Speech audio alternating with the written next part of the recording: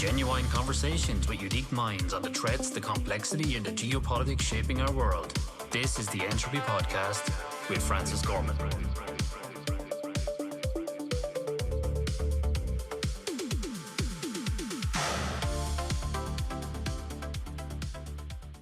Hi everyone, welcome to the Entropy Podcast. I'm your host Francis Gorman. Before we dive in, if today's conversation challenges you, sparks a new idea, or sharpens how you think about the world, don't keep it to yourself. Subscribe, leave a review, and share this episode with someone who enjoys staying curious. Today I'm joined by Lucy Batley, an AI strategist, speaker, and founder of Traction Industries, recognised at the House of Lords as number 8 in the UK's top 100 digital leaders in AI in 2025. With over 30 years in the digital sector, Lucy began her career at the very beginning of mainstream internet adoption, designing award-winning digital platforms and experiences for renowned bands and artists, including Audi, Barclays, Fila Sport, the Manic Street Preachers, and David Bowie. Today, Lucy helps organizations across transport, finance, healthcare, and the public sector adopt AI strategically with strong governance, cultural confidence, and measurable business value. Lucy is also the co-founder of Mother, a new venture focused on secure, quantum-resilient AI infrastructure, working at the intersection of AI, cybersecurity, data architecture, and governance. Lucy, it's lovely to have you here with me today. It's an absolute honour to be here. Thank you for inviting me. You're very welcome indeed. Lucy, before we get kicked in, you've obviously had quite a colourful career from almost the inception of the internet through to the adoption of AI. Can you give me a little sprinkle of your past experiences and what kind of formed your journey to where you are today? So yes, I've been trying to promote myself for the last 3 years as the Queen of AI, the go-to person in the northeast of England for artificial intelligence. But given my age, I'm probably more attuned to being the granny of tech. So yeah, I've got a 30 plus year career. Started literally when the internet started taking shape, which is great. I'm not a techie by trade, I'm a designer. But our pitch is that we use design thinking methodologies to write AI strategies. So I use my creative brain and problem solving techniques to help organizations find their challenges. And basically what we do is we go into organizations, and I always say, forget about the technology. You can pretty much do anything you want these days, given the right budget.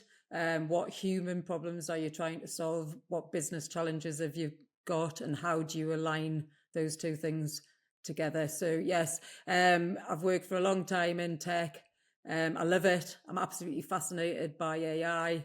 And now I'm all about quantum, which is really interesting. I'm sure we'll touch on that. We'll absolutely touch on the quantum piece. You know, I'm so happy that there's a company out there that has put quantum secure infrastructure and AI in the same sentence. That makes me happy. So well done on that part, Lucy. And we'll touch on that a bit later on in the conversation and kind of figure out how you got there. There's a couple of things I want to talk about.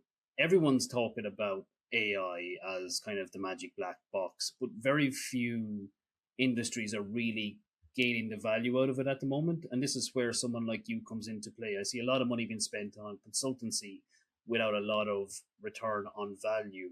What's different with how you approach the problem and how you kind of understand? You kind of touched on the value proposition there when you were going through your career today. Can you bring that to life for me? And maybe even if you have some examples of return on investment versus just investing in AI without the return.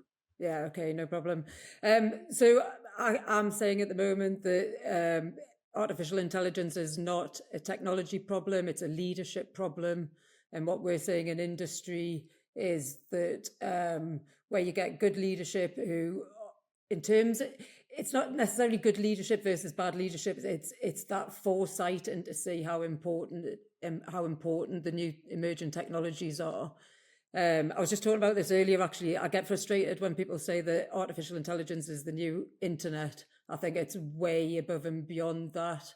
And the thing that I say is that it's a technology so profound that everything else is going to have to be redesigned around it. And I think organizations, particularly at C-suite, are not kind of grasping that at the moment. And they're either scared about it. My stance is that they recognise that it's really, really powerful. They recognise that it's really important. It's obviously loads of noise about it at the moment. They're either chucking loads of dollar at it or ignoring it. Particularly, I'm going to do a little bit of a nod to the Northeast. I get a lot of manufacturing businesses coming to me and saying, "Love what you're doing with AI, Lucy, but we're just not digitized yet. We're nowhere near looking at artificial intelligence." And my response is, that's perfect. Blank sheet of canvas. You can leapfrog over the digital transformation bit and go straight into the AI. But mainly people are nervous about it. They don't understand it when you start talking about it, particularly things like quantum. It's very, very complicated.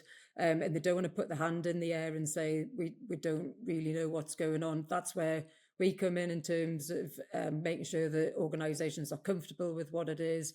And like I mentioned before, we take a very people-first approach. I know other people say this, but we really do. And importantly, we make sure that there's lots of different representations from an organisation. So the process that we go through is creating a lot of workshops and making sure that they're mixed teams of technical and non-technical. So making sure that HR, legal, ethics are all in the room at the same time, as well as InfoSec, IT, designers and the digital teams, that they're all mixed up from day one. So that one, you get them on board with what you're doing, but also you get that different kind of collaborative thinking and different perspectives.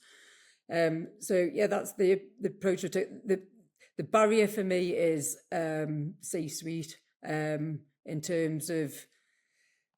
Actually, do you know what, Francis? I was going to ask you this question. If you've got IT representation at your board level, because I've just been out for lunch with a. I won't say who it is, but a very, very large global company. And I said, have you got IT or tech representation at board level? And they shook their heads. And I think that's one of the problems that companies, particularly large organizations, are working in silos and they're not talking to each other and communicating. That's where the kind of human element comes in. And going back to your question about return on investment, yes, there's loads of noise. Everyone's investing in AI agents. Lots of people are doing it themselves, which is great, as long as that's done safely and securely. But it's about making sure that that you're solving problems rather than just slapping some AI on top of your workflow process that don't actually work. So this is interesting. So we map out various workflows. So we've started calling AI agents AI colleagues because we develop ones that are slightly more complex than simply doing single tasks or a series of tasks. We're actually understanding what a full colleague can do and replicating that, which becomes very, very powerful. And I know you're going to ask this question, but before you say, is that about getting rid of people and replacing them with robots? No, it's about making sure that companies are resilient and sustainable and that they can grow exponentially without actually having to increase their workforce. So it's not about getting rid of people, it's about making sure that they can escalate. In terms of return on investment, we've got a really good case study. We implemented 6 AI colleagues into an organisation of a spend of about £500,000, and within 10 months we got £6.5 million return on investment, so 7-fold, which is absolutely brilliant. But that's about understanding what the real issues were in the first place. And part of the success of that was something that came out of one of the workshops in terms of we spotted not a fault but an opportunity in what they were doing and capitalized on it. So that's about being strategic from day one and having that kind of design thinking process. I was going to say, Lucy, I'm going to fire my investment manager and give you 500 grand and see, can you give me 6 million of a return? That would be fantastic if we can work something out. But then you said you have to know what the problem is, and that's where I probably fall down. I don't have a problem big enough to size at the moment. But that's the point. From 30 years of experience, I've started to notice that I'll go into organisations, they'll say, Lucy, we've got this big problem over here. And what I'm good at is interrogating that problem, asking loads of questions, asking more questions. I'm quite, you'll get this from today, that I'm quite bolshy. I'm known to be Lucy Batley, the one that asks the question that everybody else in the room's thinking about and is too afraid to ask. And then you get the point where actually your problem's not over here, it's down 3 miles over there in a tiny little corner, and it's actually quite an easy fix. So, and a lot of organizations don't actually understand their workflow processes, which sounds bonkers, but it's true. You've triggered me now with the term AI colleagues and talking about processes and the lack of understanding. We accept thousands of human error incidents a year without much fuss, but if you get one algorithmic failure, it becomes kind of a scandal and it's in the papers and everyone on social media is talking about how the agent deleted the database. Is AI being held to a standard of perfection that we never actually demanded of the workforce? Oh, that's a good question. We know there's AI makes mistakes. Humans make mistakes. That's why they put rubbers on the end of pencils, because humans make mistakes. I get frustrated that, the AI hallucinates. Of course, it hallucinates. It's based on statistical probability. It's guessing, which is why you always need a human to clarify everything. But sorry, I've totally forgotten your question. That was brilliant. I've completely forgotten your question. What was your question? My question was the standards that we hold AI to versus ourselves, essentially. So do you mean by that we think it's going to be perfect and it's good? So I always say it's not a magic wand. And one of the issues I've got is people keep saying, if you got a $10 a month subscription tool that'll fix everything in my business. And it's like, it just doesn't work like that. And I make a big distinction between general tools, so Gen AI, generative AI, so your Geminis, your Claude and your ChatGPTs of the world, and bespoke technologies, which is what we specialize in, which, with the background of machine learning, they're two very different beasts. So we're trying to gain data-driven insights rather than Gen AI tools. And I think people don't understand the difference between those two things. Sorry, generalizing there. But people are getting frustrated at the moment that it's not delivering on the promise that it had. We're still in the infancy of the new wave of AI. I'm not going to say it's new, because you'll know that it's decades old in terms of machine learning, but we are literally in toddler stage. We need to learn how the AI works. The AI is constantly learning from us, so it's got to be that two-way education piece. No, that's interesting. Lucy, I think it's as the more you work with these technologies, the more you realize the limitations of them. But you can also see that there could be huge value with its potential, a couple of tweaks and the advancements that are coming. There is an incident. I was talking to someone this morning, and they triggered me to stand back and take a bit of a look at my life for a couple of minutes, and then I got busy again and had to move on. But for a couple of minutes, I was contemplating the extent of AI in my life and the amount of decisions that are still within my control that I have made as a human being. And what I mean by that is, I went to the office this morning. I used Google Maps that obviously had a predictive algorithm run to give me the best traffic patterns. And I have to ask myself, are they the best patterns in traffic for me to get to the office, or for me not to cause congestion on another route if I go that way? What's the driver behind it? I assume it's in my best interest, but I don't really know. And it kind of brought me back to talking about, or thinking about decisions, the decisions I make, and how many of them are within my control, or how many of them seem within my control but are actually being articulated by something else in the background. Do you know what? That's brilliant. You've touched on quite an important point as well, that most AI conversations, going back to what you've just said as well about, is it the end all and be all in terms of the magic wand? Most AI conversations at the moment are obsessed with intelligence in terms of superintelligence and the struggle for AGI, artificial general intelligence, when the robots start thinking for themselves. The real issue is dependency. In terms of, and the example I can give on a micro scale is, you know what it's like when your phone dies, or you've lost your phone, or it's been stolen, and you can't function, and you think that a limb's missing.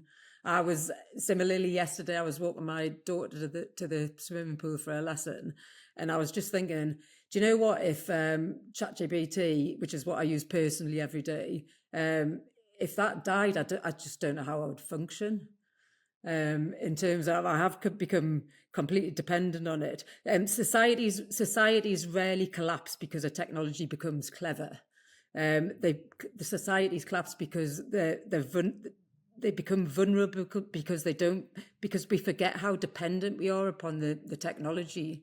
And as I said before, we are still in sort of infancy of the capability of, and there's loads of exciting things that are going to happen. It'll eventually become a general technology, and by that I mean an everyday technology that you can't live without. So, for example, a calculator. If I asked you to do a huge mathematical problem now and you didn't use a calculator, I would think that you were absolutely bonkers. And I've witnessed this certainly within the last 12 months. Everybody last year was the first year it came out, everyone was clueless and were, oh my God, what is this? Last year, everyone was starting to go, okay, this is interesting, what we're going to do about it. And now everyone's embraced it with gusto. And within a couple of years, it'll be mainstream in terms of just another tool that you use. And I can see this with my 13-year-old daughter. She's completely unfazed by it. And a couple of years ago when I was experimenting, I would show her, I don't know, pictures of a woman with a mermaid fishtail and go, ooh, isn't this exciting? And she'd just look at it and go, yeah, whatever. And I suddenly realized that they've grown up in the TikTok generation, and it's just second nature to them. And interestingly, she questions everything. So by default, she thinks everything is false or fake until proven wrong, which I think is actually quite a good stance to take with it.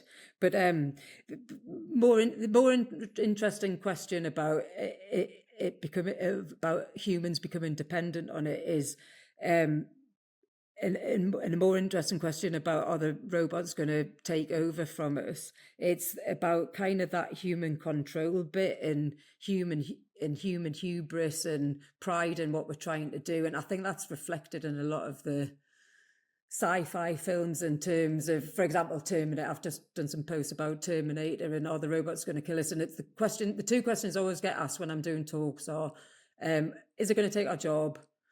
And are the Terminator robots going to come and kill us? And I think people miss the point about it's not about the technology, it's about how we adopt it as a society. That's it. I actually want to hear your view on will it take our job, and not from the viewpoint of smashing AI, but on the viewpoint of how do you think society will adapt in the next 5 to 10 years as agentic becomes more robust, like that you can sit at home and watch TV whilst an agent goes off and does your shopping based on what's in your fridge or what's not in your fridge. And I can't wait for that to happen. I hate shopping. Elon Musk's Optimus walks in and cooks the dinner when it arrives. Like, do we become those big blobs in floating around in chairs, or like do we lose the very thing that keeps us curious? Is probably the question. Where do you see this going if you were to put your futurist hat on, in terms of jobs, in terms of our ability to sustain in jobs of the future, really? The jobs one's a really good question. The media are doing a really good job at the minute, and I've noticed this recently. It's all about job cuts. Oracle cutting 30,000, Meta cutting 4,000, whatever the numbers are. If I'm being bluntly honest, I think some companies are using this as a bit of an excuse to do a cull. I think the economic depression, and I'm going to use the word depression, is cause of that rather than artificial intelligence. I do think they're using it as a bit of an excuse, and the media are jumping all over it. I think it's about a balance. There's some great case studies. The most recent one is IKEA. They realised they've cut their staff, their customer service staff, by 47% and replaced them with the bots. Okay, fair enough. A lot of people are doing that, but they looked at what were the reasons that they needed to have a human for the other 53%. And they invested heavily in training 8,500 staff, and they've now got personalised shoppers and interior designers that are doing that human element. I haven't got a mystic ball. I don't know what's going to happen, but I hope that it's going to elevate us as a human level, and we'll get rid of the mundane tasks, and it'll allow us to do the more interesting jobs. And I always reflect back to a brilliant article I read a few years ago about a journalist interviewed his grandma, who was right at the beginning of IBM introducing computers in the late 60s, early 70s. She was a PA, and she said that it made the jobs more exciting, in terms of she was just typing out letters for her boss, and suddenly they went from being secretaries to office administrators, and they got access to whole departments, and they got an opportunity to do something more interesting. The bigger question is, if we're successful, and I'll come back to this, I do think we're on the brink of utopia, dystopia. At the point where all the automation tools come in, and we've got more free time, God willing that we've also got more cash in our pockets because Elon Musk hasn't taken it all. What do we actually do with our time and our free time, in terms of, I don't know, every time I talk to entrepreneurs and I say, oh, what are you going to do when you make when you're a millionaire? Travel. They always say travel, which means that we're going to have some sort of tourism industry to function with that. But I don't know, some people become gym bunnies, some people become alcoholics. If you haven't got a clear purpose about what you're doing with your life, you're then kind of a bit lost, which goes back to kind of what are we trying to achieve with AI in terms of that bigger picture thing. Go back to your question about jobs and how the workforce is going to change. It's going to change. It's about, we say it's not about jobs going, it's about roles changing. And I think roles will go and new roles will come in. The example I always give is that cybersecurity didn't exist 20 years ago, and it's now a multi-billion-dollar industry. There'll be new jobs coming up. There'll be new types of security. It'll just change. And that's the problem, particularly from a leadership point of view. It's about change management and change mindset. People don't like change. And what we need to be educating en masse is getting people used to that, and getting people to think more strategically, and thinking about being agile and being fluid and being able to adapt. We are animals, we can adapt. I think that's a really, really, really important point for leadership. But also with the jobs thing, another one I keep talking about is there's a shortage of radiologists now, because they've improved the speed of scanning, particularly like breast cancer scans, and they can't get enough radiologists to be the human to check it. So that's a great example of, I think we're going to need more people working. Somebody was talking about this the other day. I don't want to say older gentleman because it's ageist, but he said, look, I was here when computers first came in, and we went through the same thing where everybody thought we were all going to be living in cardboard boxes in a Blade Runner type dystopia. And it actually created more jobs because there was more to do. It's about managing that, which again loops back to the kind of leadership piece. Oh, it's fascinating, Lucy, and I think, yeah, we won't use this the soundbite of you'll become an alcoholic or a gym bunny or you just go traveling the world. We'll come up with something a bit better than that one. But there's your three options, guys. But I know which one I'm going to choose. I think I'm there already. It's not the gym bunny.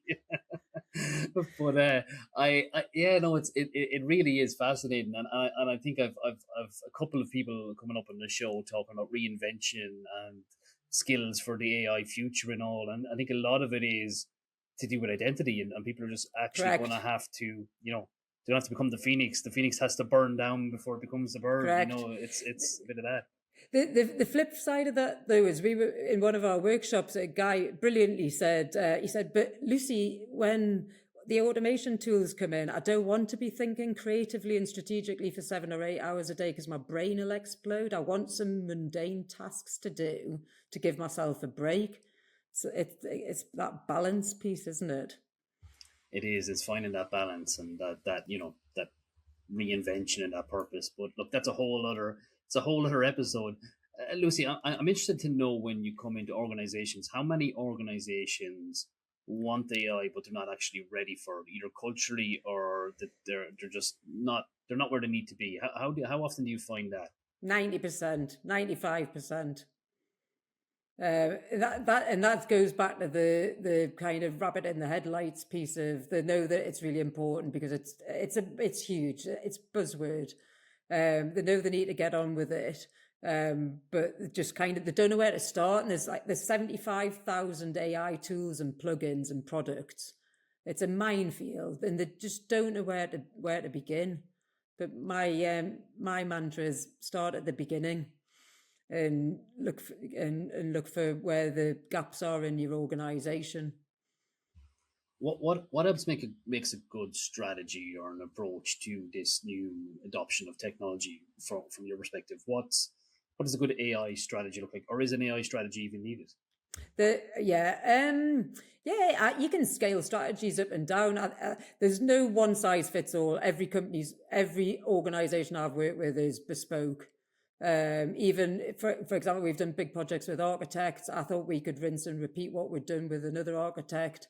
So I started touting around and realized really quickly that even though they're doing similar types of work, they've got completely different processes and workflows.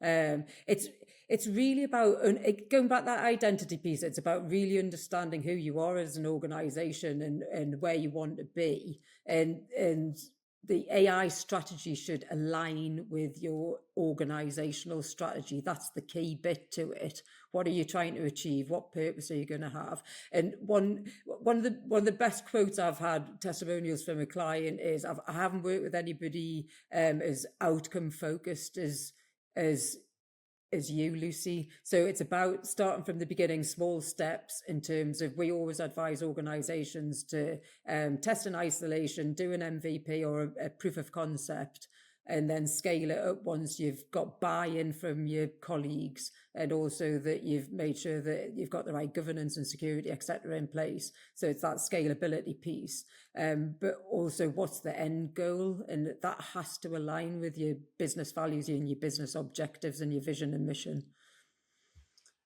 How often have you gone into an organization and they've started with a vendor said rather than the requirement is? Well, I'm very vocal, and I would just throw that straight out the window because that's not the right approach to it. I get frustrated with people saying, "Oh, Lucy, can you come in and sprinkle some magic AI dust on this?" And I'm like, "Well, what do you want to do?" And they're like, "Oh, well, we don't care. We just want to be able to say that we're AI or and I hate native AI. It's a nonsense. We just want to be able to say that we're an AI organization." No, wrong, doof. That's the wrong approach to take. And we are very clear when we go into organizations that AI might not necessarily be the right tool. We joke in industry that it's automated intelligence. Quite often than not, they'll come to me for some AI. And what we're actually doing is some bespoke automated technology that'll help fix a problem. But it's not about just sprinkling on. And we're very clear about that. AI should not be the default tool just because it's the shiny new thing in the box. It's about getting the right fix for the right problem. I'm very happy you said that. That was going to be an instant fail if you said anything different. Thank you. I'll tell you that. Lucy, I want to talk about Mother now because this really drew me in when I saw it. And I think I've probably been talking on the show for quite a while around AI becoming the new technical debt when it comes to a post-quantum era.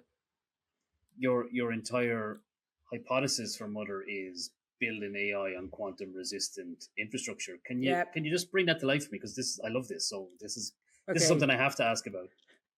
Okay, so Mother was born out of so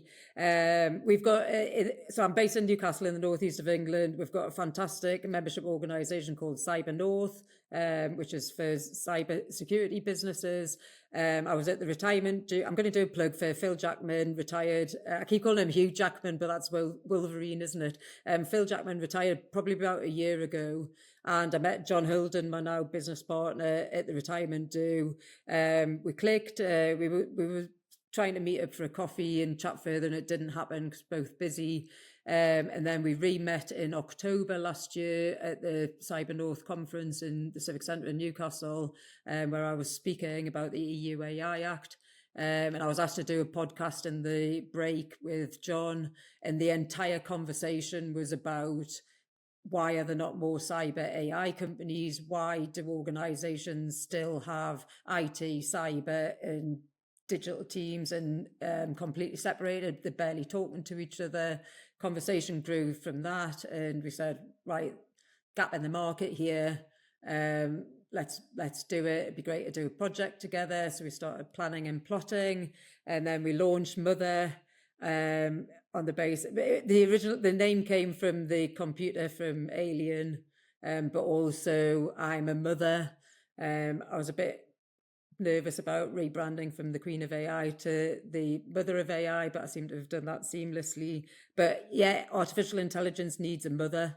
It needs protecting. We're at the stage now that people are starting to implement it left, right, and centre. I'm very concerned about AI agents, particularly homegrown AI agents that people are putting into their organisations without securing the data. I think we're going to see some huge backlash from this. So we take very much a secure by design approach. So John's background is in fintech, it's in banking. He's got a lot of experience working in banks. He's an infrastructure designer. That's his expertise, but also 20 years experience of working in cybersecurity.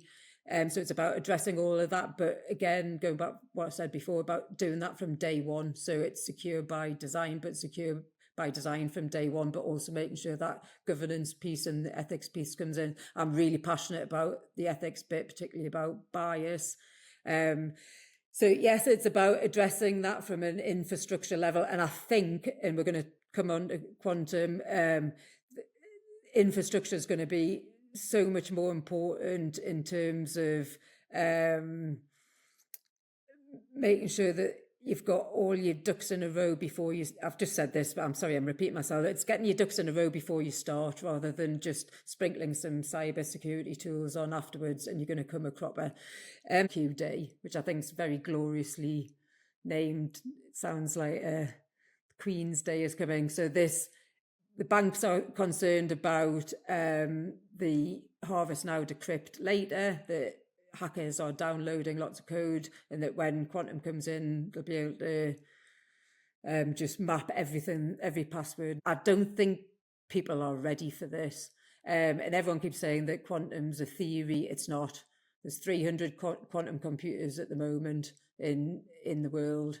They're not all fully integrated quantum computers. They'll be hybrid between traditional computers, AI, and using quantum for certain elements of it. But people are just not ready about it, and I don't think people are thinking about it as much as they should be. But yeah, we've got a quantum. It's very difficult to describe it because it's mathematics. It's an ecosystem, so it has to be designed around your infrastructure and your data, which is why all of those pieces of the jigsaw need to come together to make a whole. So in short, it's stop being in silos and let's start looking at things as a whole project. I like the concept, and I specifically like the fact that we're talking about quantum and AI together, not just deploying AI on as is infrastructure, but ensuring that the stack is safe, because we're going to spend probably the next 5 to 10 years ripping out AI products that went in for the last 3 to 4 years, and replacing them across the globe to be safe, to be secure, and to be resilient for the future. So that's really interesting for me. When you go into an organization and say, I'm going to build your AI in a quantum secure stack, do they look at you like you've got two heads, or do people go, cool? Yeah, absolutely. You've just identified one of the massive problems is legacy systems. So when we're going in organizations, they've got 53 different bits of software that are doing 55,000 different things, and they don't talk to each other. What I would like to do, being bolshy, is go in and rip the whole lot out. And some organizations are doing that. We've worked with companies that are spending multi-million pounds ripping out the systems and starting from scratch. And that's the way to do it. But obviously, that's a budget constraint for most organizations. It's but the technology is moving so fast that there's ways around this. So we tend not to touch software. So there's no point reinventing the wheel. So when we go in, there's no point redesigning Oracle because it already exists. The important bit is the data. Data is king. Data is the valuable bit. So what we'll do is build this extra layer over the top of it and use APIs, either existing ones or bespoke ones that we design ourselves, and extract the data from that. I call them data vacuum cleaners. The sexy bit, the clever bit is working out what you want to do with the data before you start. That's the difficult bit. Again, go back. It's not the technology is not the hard bit. It's the strategic thinking around it. Yeah, the strategic thinking around it, the pen on paper before the technology hits the ground. Correct. And I get criticised all the time for using pen and paper. So when I do my workshops, I use physical marker pens and post-it notes, and everyone's like, "Are you not using a digital whiteboard, Lucy?" And I'm like, "No, because I know from psychology that your hand-brain coordination gives you better results, but also it's faster, and it means that I can constantly, and rather than tapping away at a computer, loading up some post-it notes on Miro, I'm interrogating the question and asking what do you mean by that? What do you mean by that? I don't understand. Why are you doing it that way?"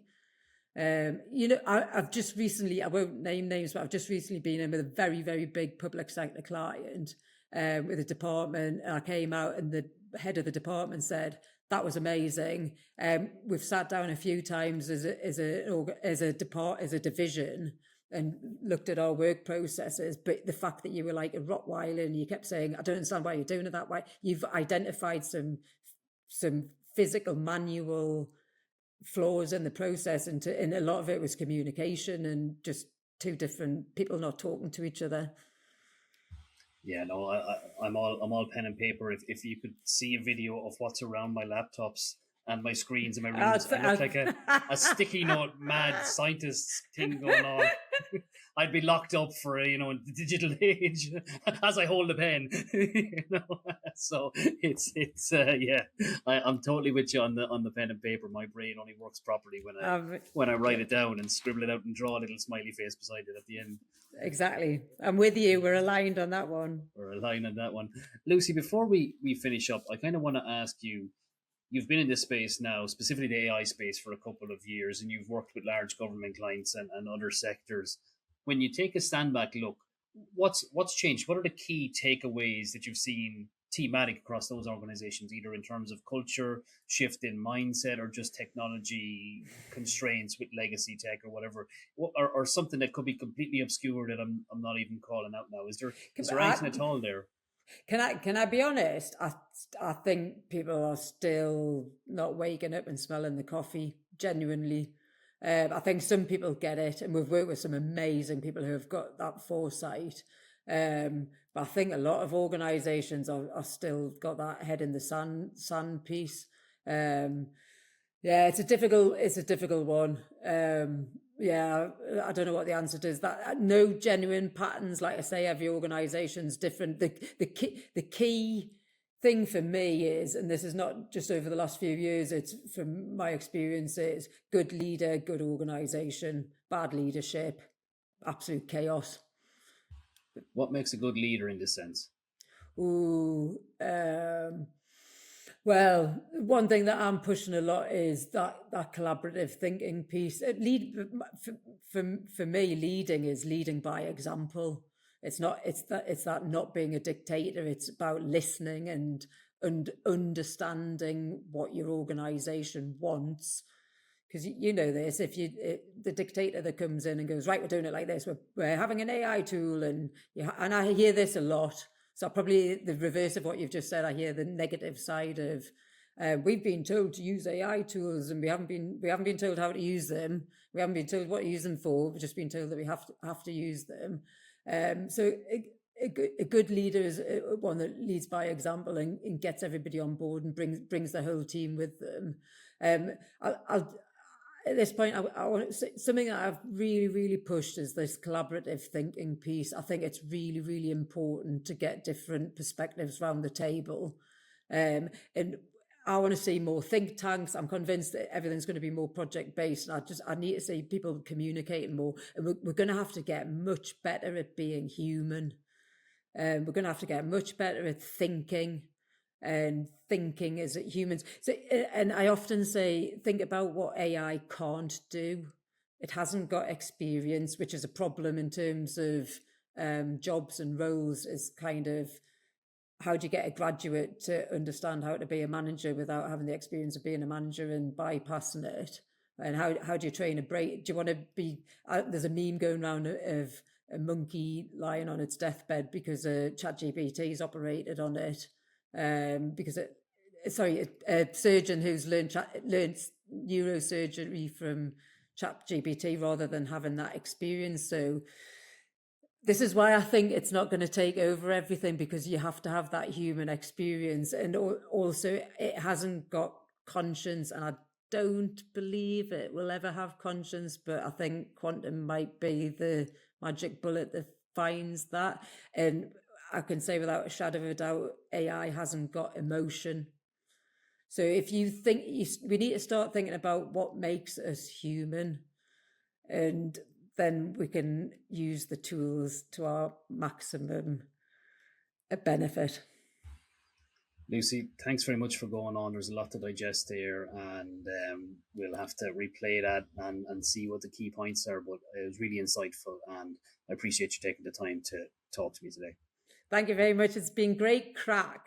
Is that right? Did I pronounce that right? Crack. Great crack. Yeah, great crack. Brilliant. Thank you very much. It's been an absolute pleasure. Thank you. Have a great evening. Brilliant. Thank you.